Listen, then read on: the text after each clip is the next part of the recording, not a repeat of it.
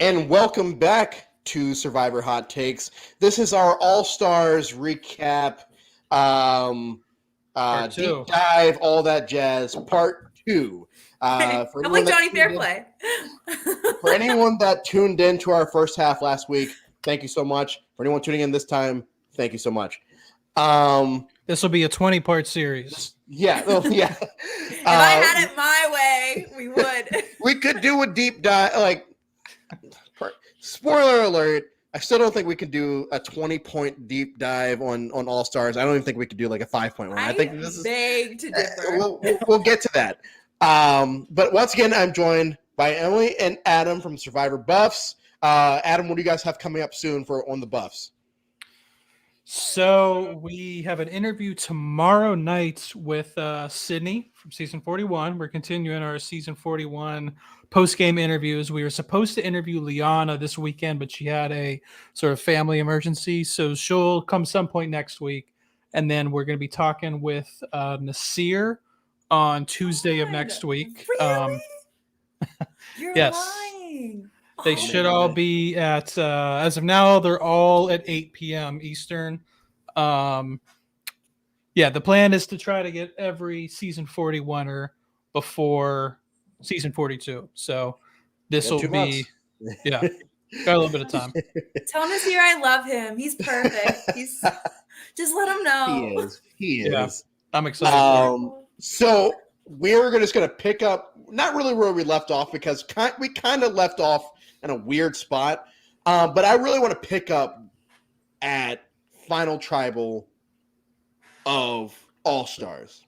So before I get to that, I quickly just want to point out, because I didn't point it out on our last episode, Rudy basically threatening to kill everyone on his tribe after he got voted out. I got friends, so these people better watch out. I went back and rewatched that scene today. I'm like, wow, it's so crazy how far we've come in society, because this man literally just put a hit out on his entire tribe. He also made another comment too. Like, I was rewatching it today because I forget everything all the time. And like he during the final, like the reunion thing, Jeff Probst was like how do you feel about this? And he was like, well, I'm glad they didn't keep me around any longer, because terrible things would have happened if people were sort of betraying me. And I'm like, you are a god. Like, just love him. Adorable old man's like, no, this man has literally killed people, and I feel like he takes lying very offensively and may have hurt Jerry or many other people in that tribe. Like, let's be real. It would be such an honor to be killed by Rudy. I would be like, it's like my dying wish, literally. Yeah. Hey, rip to the goat. So skip from there to Final Tribal. Final 3 happens.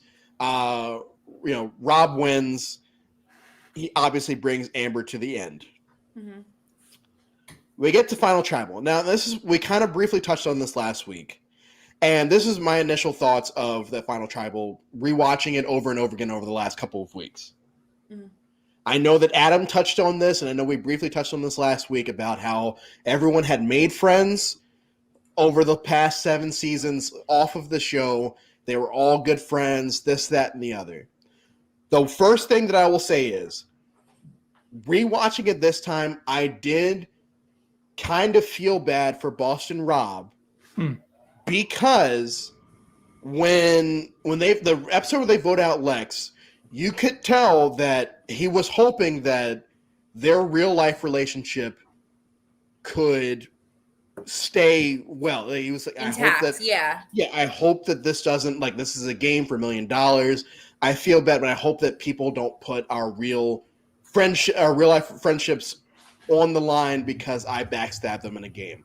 And then at Final Tribal, and I think this is what costs him in the end, he comes off very apologetic. He comes off very like, ho-hum, woe is me. I'm so sorry, guys. I didn't mean to hurt your feelings. And I did actually this time feel for him, because it's like you can see the human there. It's something you can't say for other Survivor villains, one in particular.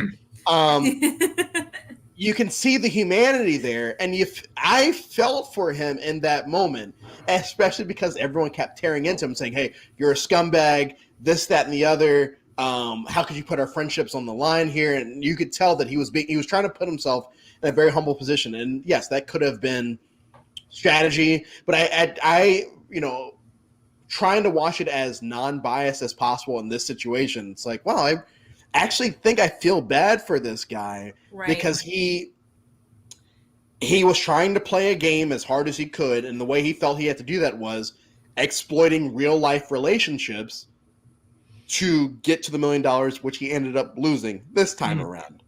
Right. So how did you feel about how he dealt with that final tribal? Do you think that if he had been more confident, he would have won? We can talk about that in a little bit, but do you think that the real Rob Mariano came out in that situation? We'll start with Emily and then we'll go to Adam. Oh my gosh, I'm so excited. Well, it's tough because I think there's like so many different things you also have to like kind of consider at this point. Like at this point, like Homeboy's been starving in the desert, or like not the desert, the islands, like for 39 days, right? So all the environmental factors, and then wanting to feel that triumph for making it to the end, and then every single person who he's built such a strong relationship with over the course of how many years now? It's like 4 years, right? Is like back to back. And like has like now broken him down, and people who have also made it through this journey are also telling him like, like, yo, bro, you suck. You know what I mean? So I think that like, I understand why he acted the way that he did. And he was never a person, who was really good at handling tribal councils until he was really able to practice until he got to like Redemption Island, So that was really the moment that broke him. I think that if he came off more confidently and not giving it directly back to the jury, he would be admitting that he earned it. And I think that at that point, like if he admitted that fact that he earned it and was able to kind of differentiate that, it definitely would have boded well for him by the end. Adam?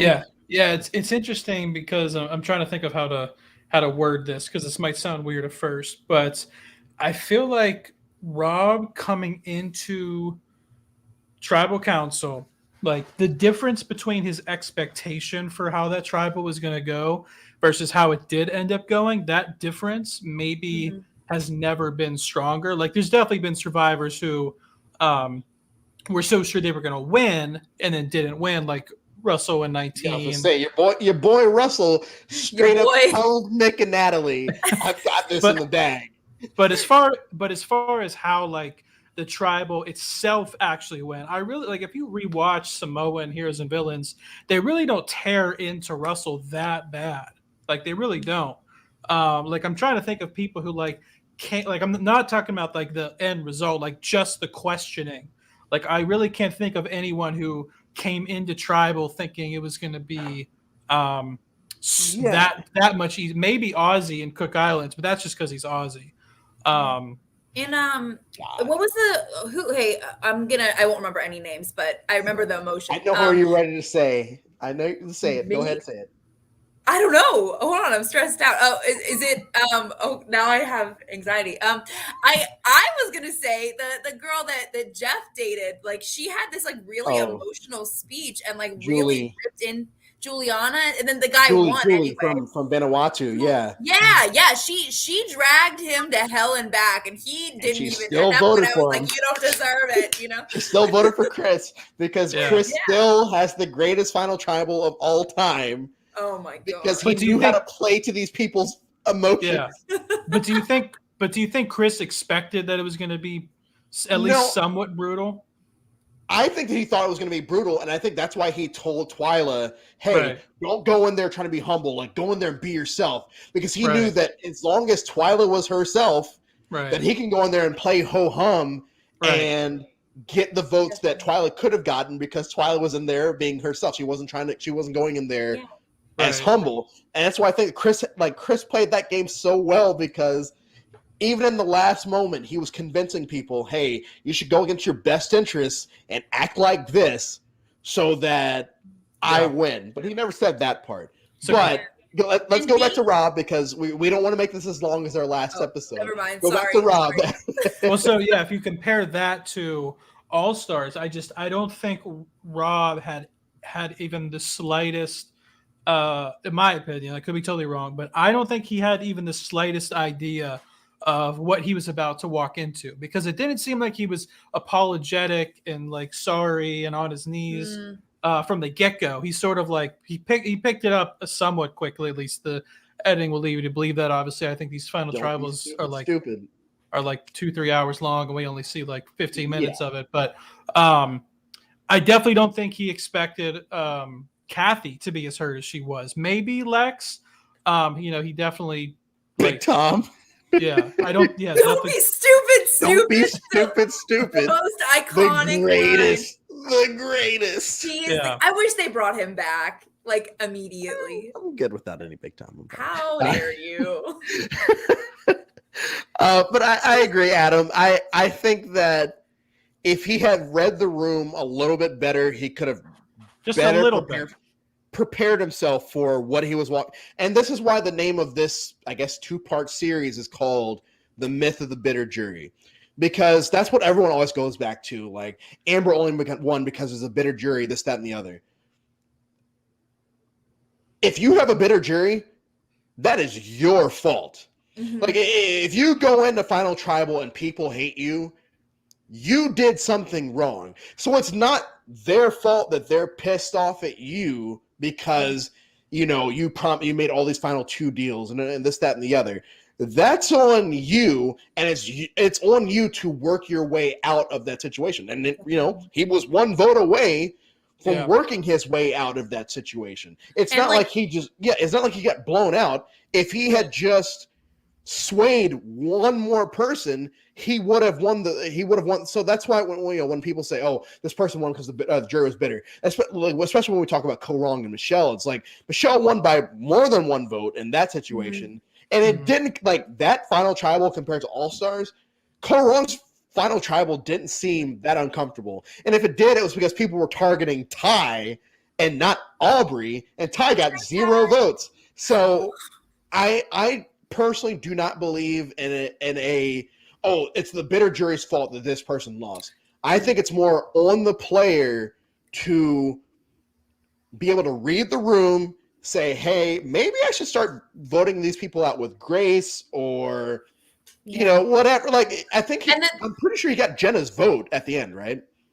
Yeah, he got, I think he got Jenna's vote. Yeah, he did. I think he got Jenna's vote. Please correct me if I'm wrong in the comments. I'm pretty sure he got Jenna's vote, and I think it's because she kind of knew he was going to pick Amber.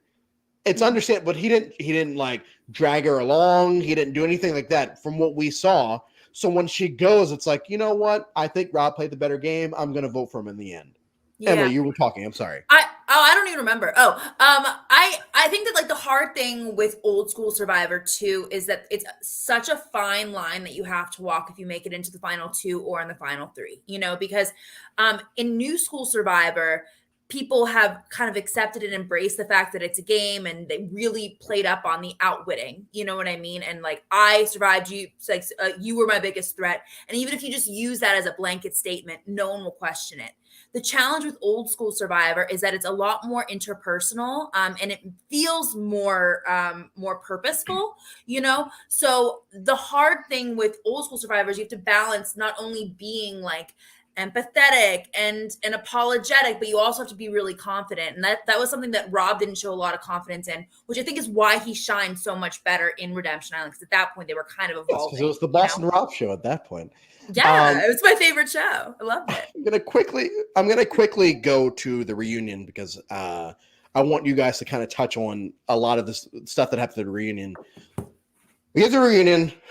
Amber's wearing her "I Love Rob" shirt, which I think it's the corniest thing that's ever happened. It's so damn corny, but whatever. Amber wins. Rob celebrates with her. We get to the reunion, and this is where we will kind of end our All-Stars discussion. So touch on how you felt about the reunion aspect, and we'll start with Adam this time, and we'll get final thoughts and go from there. I'll be honest. When I did my most recent rewatch, I didn't do the reunion, so I'm going off of.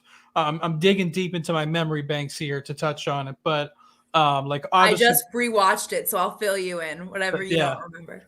I mean, obviously, the 3 big things are that handed Rupert $1 million, even though he didn't really play that good of a game. He was I just agree. so lovable as a character. And I think a lot of people were like, Rupert is maybe one of those people that just due to like maybe some things outside of his control probably wouldn't ever get the opportunity to get $1 million if not for Survivor. Yeah. And I think a lot of fans were just cool with, yeah, Rupert. Who else? I mean, who else? Who else would it have? I mean, obviously Ethan was a fan favorite, Colby, but like, I just don't think people were as universally.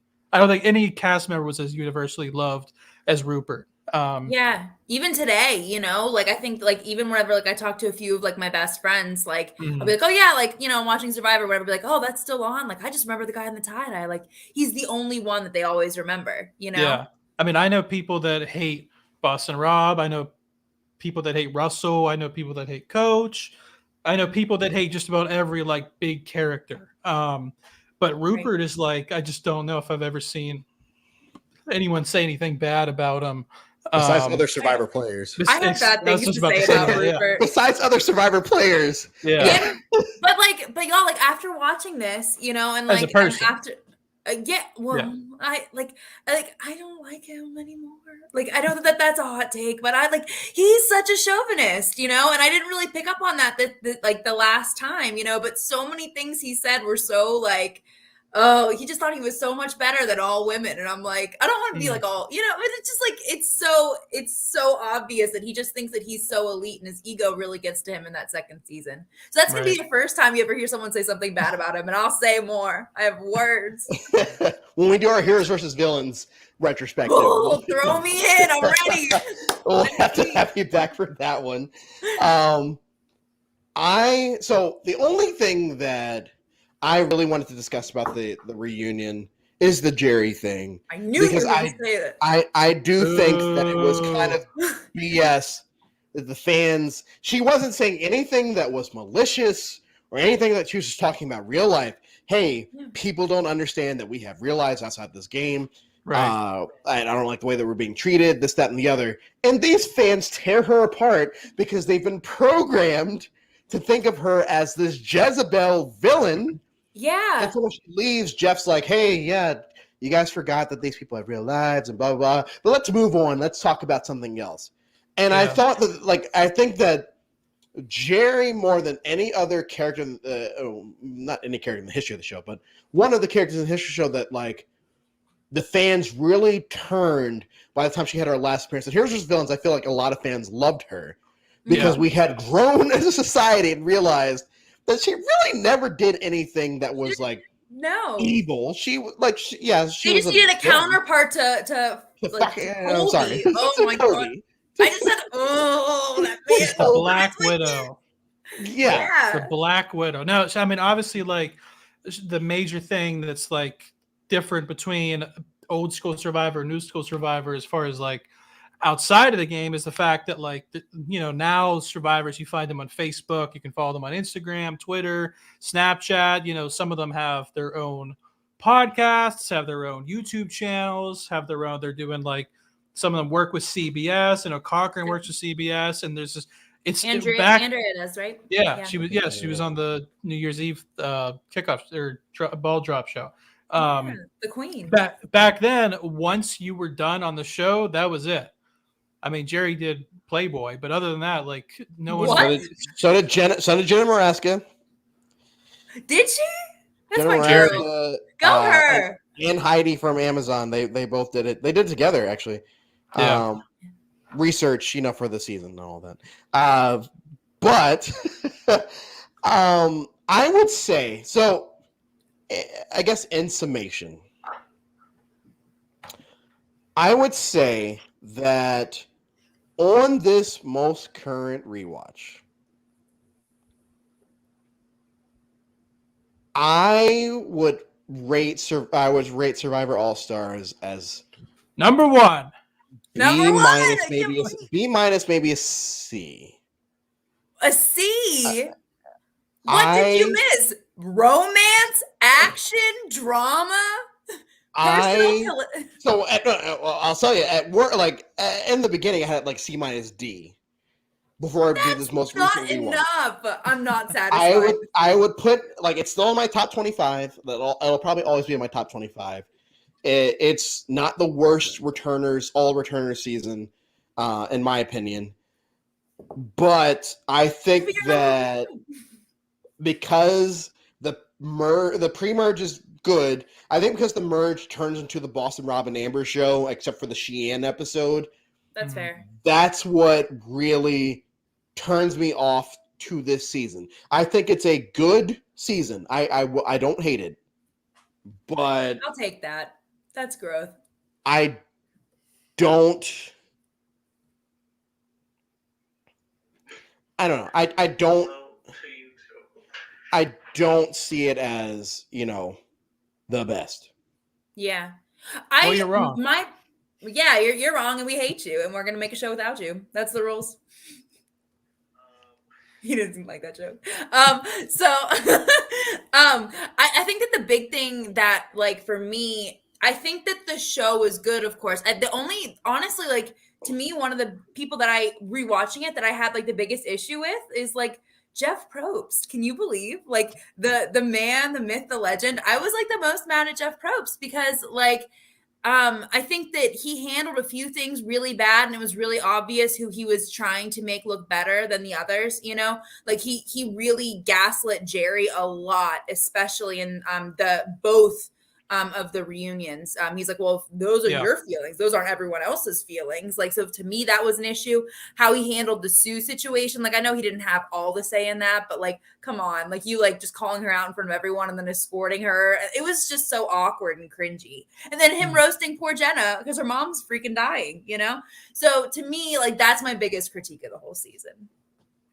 Definitely not one of Jeff's strongest seasons. And I feel like it was the first season where Jeff went from being like just the guy who kind of not organizes, but like he went from just being like the narrator to like actually like the guy in charge of, like, if I know he wasn't like executive producer yet, but that All Stars was kind of the season that Jeff took that step into being a lot more authoritative in his tone and everything. And I think he just, because of how big of a season it was, like I said in the part one, it was, they CBS had the post Super Bowl slot, and they chose to put Survivor All Stars as the post Super Bowl show, which they could have given to anything. So absolutely.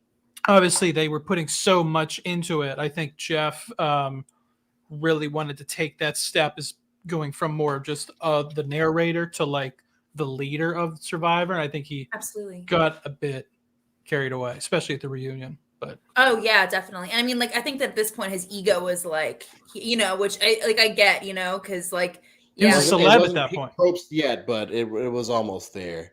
Because Jeff really wasn't like the celebrities of Survivor, like in the early days, were like Hatch was a worldwide celebrity. You know what I mean? Mm-hmm. Like he was like not Kylie Jenner level, but like he was like Pete Davidson, like he was up there in fame. Yeah. Colby, same way. Elizabeth Hasselbeck, actually same way. I mean, some of those early like players were like celebs. Jeff really wasn't like the global celeb. Like I said, he was more of just like the voice, like the narrator. All Stars, Pearl Islands, like that era is when he really started to become like a celebrity in his own self. He was starting to appear on talk shows on, I guess it'd been like Jay Leno at that point. So yeah, maybe it went to his head a little bit. Yeah, just a touch. Just a little bit. Well, in summation, I'm glad that I rewatched this season. I'm so glad. That makes me happy. Hey, do you mind if I ask you guys a question? Watch it with y'all. Yeah. It could just be yes or no. You don't have to give a big answer if you don't want. But I was curious when we were talking about the final tribal. Do you think there was anything Rob could have said to get Lex's vote? And he did get Jenna's vote, by the way. I looked it up. But do you think there's anything he could have done, or was it 0% chance? Zero. I think it was still too raw for Lex. Yeah. Like, Lex's speech deserves like an award in itself, like an Academy Award. It was so good. I don't think 0% chance. But thank you both so much for doing this recap with me. It's been a lot of fun. Every other recap I do over the next month is going to have to live up to this one, I think. We set the standard. Really? Yeah. We set the standard with keep the all bar high. stars. So we were talking about better seasons after this. So so next I have David versus Goliath coming up, which is obviously better. But thank you both so much for coming on. Make sure that you guys tune in and subscribe not only to Reality Pop, but to the Buffs. Expect to see Emily back in the near future. Expect to see Adam back in the near future. And thank you all for tuning in. Until next time, we'll see y'all on the other side.